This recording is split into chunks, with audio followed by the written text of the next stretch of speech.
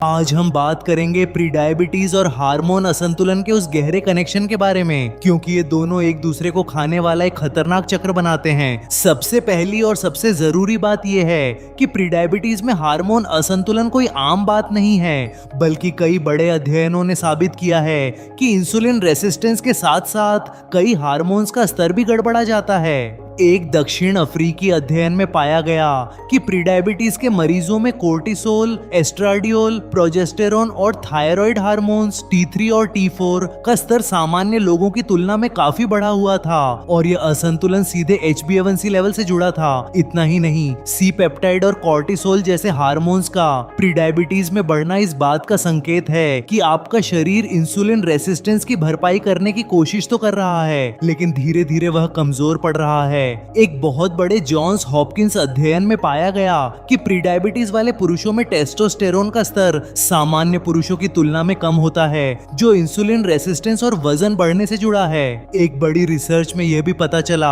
कि pre diabetes वाले पुरुषों में उच्च एस्ट्राडियोल और टेस्टोस्टेरोन स्तर को दिल की बीमारी से मौत का कम जोखिम से जोड़ा गया है, यानी सही हार्मोन संतुलन आपकी जान बचा सकता है। एक अन्य अध्ययन में यह भी पाया गया कि प्री डायबिटीज में GIP नामक एक महत्वपूर्ण हार्मोन जो इंसुलिन को बढ़ावा देता है, सामान्य लोगों की तुलना में काफी कम हो जाता है, जिससे शुगर कंट्रोल करना मुश्किल हो जाता है। इसके अलावा HPA axis, hypothalamic pituitary adrenal की गड़बड़ी जो तनाव हार्मोन को नियंत्रित करती है, प्री डायबिटीज में बहुत आम है और यह इंसुलिन रेसिस्टेंस को और बढ़ा देती है। वैज्ञानिकों का कहना है कि प्री डायबिटीज टाइप 2 डायबिटीज का एक मेटाबॉलिक रूप से सक्रिय चरण है, और अगर इस स्तर पर हार्मोन असंतुलन को नजरअंदाज किया जाए तो यह कुछ ही सालों में डायबिटीज में बदल सकता है। बात साफ है, प्री डायबिटीज और हार्मोन असंतुलन आपस में बहुत गहराई से जुड़े हैं, और अगर आप इस असंतुलन को समय रहते नहीं सुधारते तो यह आपको डायबिटीज और दिल की बीमारी की तरफ धकेल सकता है। इसीलिए अपनी डाइट, एक्सरसाइज और तनाव कम करने पर उतना ही ध्यान दें जितना आप अपने शुगर पर देते हैं, क्योंकि आपकी सेहत कोई खेल नहीं है।